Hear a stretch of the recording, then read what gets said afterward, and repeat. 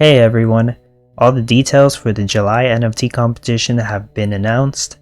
This competition runs from July 12th, 2022 to July 16th, 2022, and the meta will be Jam, which was only recently added to the game, so it hasn't been practiced as much as the other items. The reward structure will be the same as the June NFT competition, with the top 4,500 leaderboard placements in the competition server receiving a Greasy Wheels Ghost Card NFT as a reward. It looks like this Greasy Wheels Ghost Card will grant a craft time reduction bonus for mines, and just as the Gusty Wind cards work, these effect cards will stack with the craft time reduction bonus provided by the Miranda's skin effects, but will not stack with their own effects. So regardless if you have multiple of the same rarity of Greasy Wheels ghost cards or different rarities, it will not stack that effect, and only the highest effect should be applied. The craft time reduction bonus starts at just 3.5% for common, but goes as high as 21% for ancient. These numbers are actually bigger than the numbers provided by the Gusty Wind ghost cards for the windmills, but in a build that uses windmills, you typically have many more windmills than you do mines in a build that would use mines. Regardless, this new effect card will be very useful for all those people who enjoy doing blue steel builds, as it will help with iron production speed. As of recording this video, the meta is live in-game, and the Townstar playbook has been updated to reflect these new values. I'm not going to read out all the changes, but here are the most important ones. Jam will give 1,800 points each, and is definitely the only way you will be competitive in this competition. If you're not going to be selling Jam as your main source of points, don't expect to rank very high at all. The normal amount of in-game cash that Jam usually pays out has been reduced from 25,000 to 7,500. So if you're only selling Jam in your build, you're going to have a very efficient build in order to break even or profit from selling only Jam. Otherwise, you will lose money over time from selling only Jam. So really pay attention to your cash flow, because if you go broke and you don't realize it, you may have completely screwed yourself over for the remainder of the competition.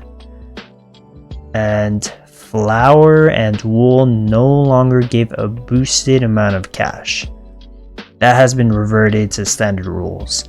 So flour went from 8,500 to 2,000. And wool went from 13,000 to 3,750. This cash boost is what made the previous competition much faster to start with, but now that this has returned to standard rule values, building up cash will be a slower process. I also wanted to mention the 888 Orb of Hope NFT in this video. This NFT will be given to any wallet that holds an 888 Inner Circle NFT, one for each and every 888 Inner Circle NFT that the wallet holds, and these should be going out pretty soon. And essentially what this NFT does is that it removes the pollution effect from the 8 surrounding tiles next to it like this. It does not need a road to be placed, and it also is a town point eligible NFT, rewarding 5 town points. At the moment, this NFT has little to no useful utility in the game, but I do want to mention something that Mal said right here. Something in the upcoming Beehive and Pottery Shop content will not like pollution, but will not care for shade, and need energy.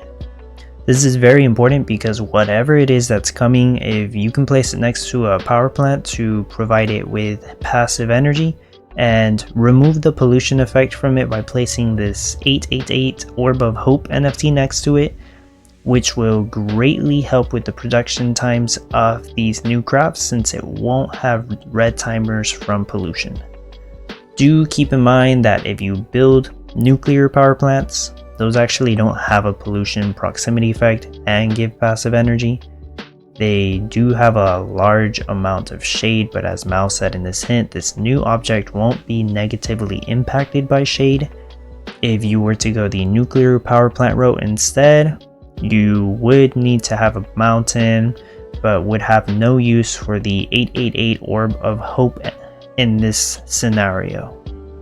Like I said earlier, I've updated the Town Star playbook again with the new meta information, and I've also updated the way the changelog page looks to give it the object and item icons next to the names, which are also clickable and will take you to the card views to view all the information. And something you may notice for Jam is the components that are used to craft the item as listed. So what this means is that for every 1 gem you craft, you would have to craft 16 wood, 10 strawberries, 18 sugar cane, and 3 sugar in the process. Materials like water, energy, crude oil, and water drums are assumed to be passive, so they won't be listed in these. This is something I'm working on making for all the high tier items, as it can help people figure out what production rates they need to aim for to produce, say, 100 jam per hour or 150 jam per hour or so on. Well, that's all the information I have for this video. I would greatly appreciate it if you liked this video. Of course, feel free to leave a comment. Maybe let me know how excited or nervous you are about this competition, or if you're participating or not. And feel free to subscribe if you haven't. And if you are going to be competing, best of luck to you. Thank you for watching.